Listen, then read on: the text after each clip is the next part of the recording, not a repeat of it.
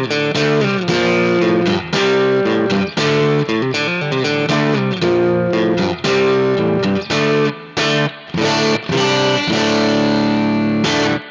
look at Layla today. I heard this somewhere in the car or something. I thought I haven't really properly learned the rhythm, that's kind of main riff. So I thought let's have a look at that. Today we're going to do it a little bit differently. We'll go through really, I suppose, the three main parts is that riff, of course, the melody that goes over it, and then there's the verse, which is really nice as well. Compositionally, it's super interesting. So we'll go through those, but we're going to go through the tones as well that I used. I'm using the fractal today, the FM9. So this will work on the FM9, FM3, FX3, whatever.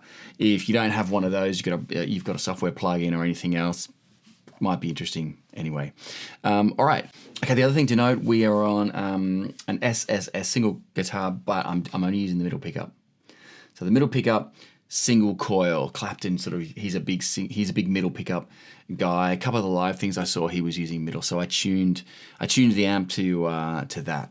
All right, let's go to the FM9 edit and see how I got the sound. Okay. So it's a little bit of overdrive. It's a nice sound, and it's Fender Champ. I quickly looked up, say, what did Clapton use when recording Layla? And it's like, I used a Fender Champ, little 8-inch thing. Yeah, and it sounds killer. So I've got a really simple preset here. It is just, obviously the in shunts through to the out. I always have a volume and a wah in mind, so don't worry about those. Obviously, you don't need that for the sound. The delay's not used. I used a tiny bit of reverb, just some tube spring, just because I like reverb, when you're playing unaccompanied and whatever. The main stuff, obviously, are the amp and the cab block. So in terms of the amp, it's really simple. I just use the Champ, Fender Champ, which is the 5F8. I use the jumped. There's sort of three. You can just use the bright, the normal. I use the jumped, even though I'm using very, very little gain on the normal channel. I just went straight to the jumped and then, play with the settings until I got something I liked. But the bright gain 3.3, normal gain 0.62, so very, very low.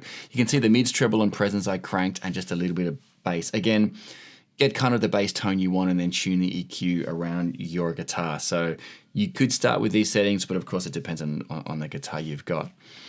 Cab-wise, again, I tried a few different things and went with the 8-inch speaker, the 8-inch Champlifier with a 57 on it, and it sounds great. Didn't change low cut, high cut, didn't do anything. And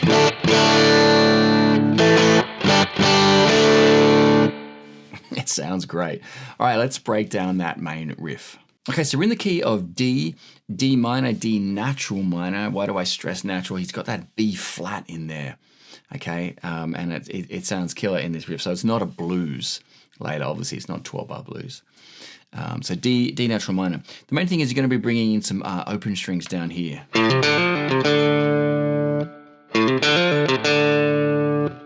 Okay, so we're doing open A, hammer on to the C, 3rd fret. Open D, hammer on, pull off, 3rd fret, which is the F.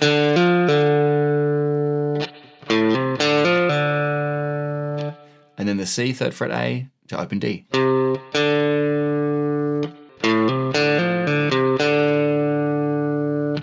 Now, as you've hit that open D, you're going to bring your hand up to do power chords. I use first and pinky, just a 2-finger power chord, that is it. You're going to hit the D, slide down to a C. Then you're going to hit the B 1st fret. Then there's a really nice part. Just release your 1st finger to get the open A, but keep your pinky on there. And then with your 3rd finger, hit the G. Come back up to the C. Same thing. Release your 1st finger and hit the G. And then hit the D. Put it together.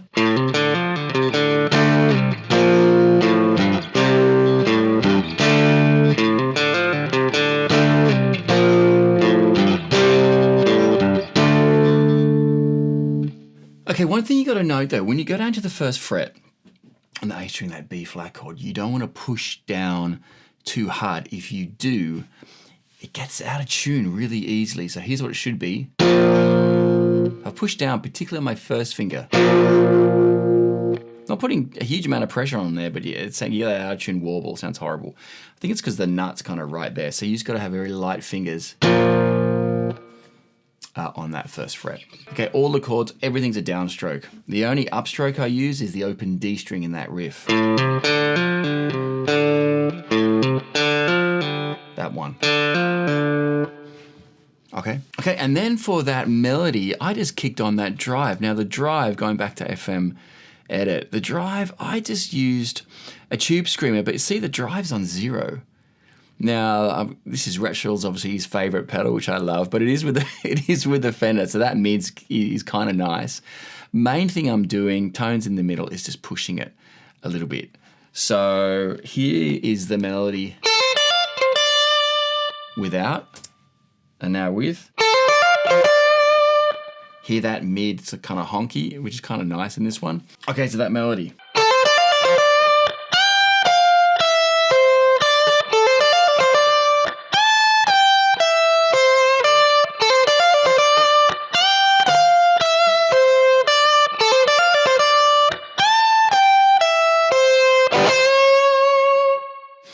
Okay, D minor pentatonic, that's what you're doing there. But he brings in the E, which is the 9 if you're thinking of D, but he brings it in when they go to the C chord. And the E is the major third of C. Now, I'm sure he wasn't, I would guarantee he's not thinking about that when he recorded it, when he wrote it. But anyway, it's interesting.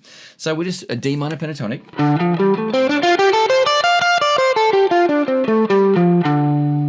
Okay, and we're going to be hammering on.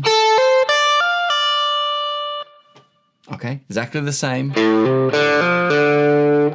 right, it's exactly the same notes up here in minor pentatonic territory. Okay, then we're going to stay on that 13th fret, go up a full bend, and then bring the 12th fret in.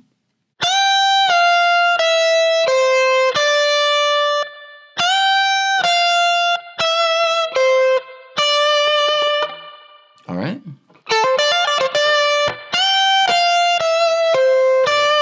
Second time. Go up to the 15th fret. Just that full step bend on the 15th fret, and the rest of it is the same. All right, now let's quickly look at the verse. The verse is great. So we've come out of that main riff. I'll just do it once, and then I'll go into the verse, and then we'll talk about it.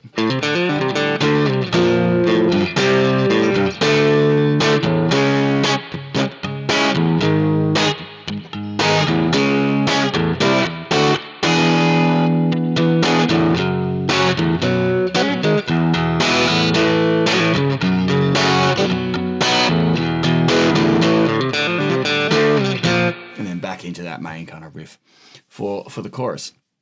So what's he doing there? Well, obviously it's a keys change. Might not be obvious, but you can probably hear that it sounds really, really different. So he's gone from a D minor to a C sharp minor / E major, relative minor.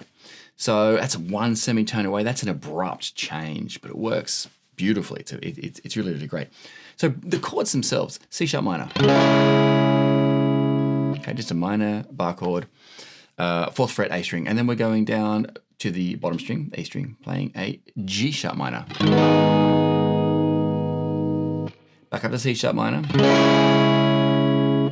And now this is a strange thing, back up to E. You're in E major, but you're going C7, D7, E7.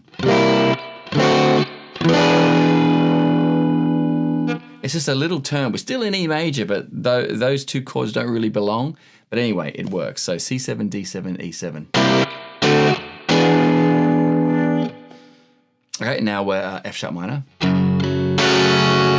B major, E major, A major, F sharp minor, B, E, A, and we're back. So again, the chords are really, you've gone from that D minor to a C sharp minor / E major. The rhythm though, it's got kind of that 2, 3.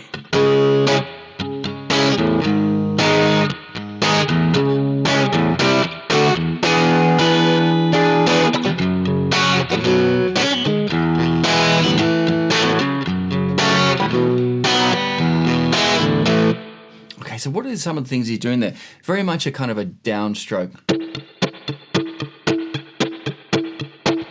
Okay, so I'm hitting eighth notes, so 2 sort of downstrokes for every beat. So 1, 2, 3, 4. That's kind of the feel that I'm doing. So, and what I'm doing is I'm really kind of lifting my hand off after that first downstroke. And every other note of the eighth note, so 2 downstrokes that I'm doing per beat.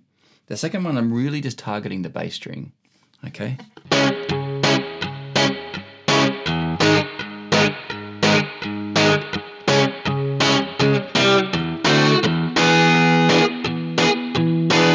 That kind of an idea, you just keep going.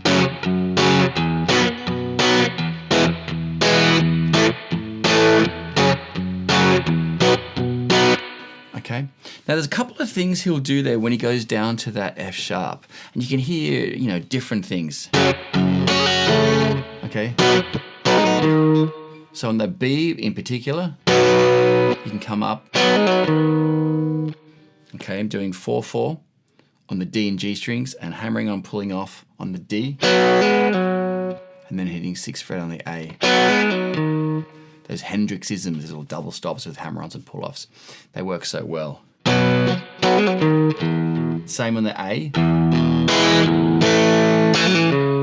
With the A, because it's an open chord, it works a little bit differently. You don't need to move your hand.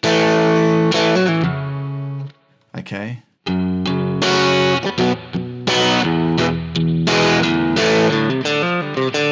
Then after you hit the A, you immediately go into that main riff afterwards. All right, that's Layla. Obviously, there you've got the big piano kind of breakdown and goes a bit epic. But good luck with that one. Hope the rig rundown kind of helped you out getting the tone a little bit.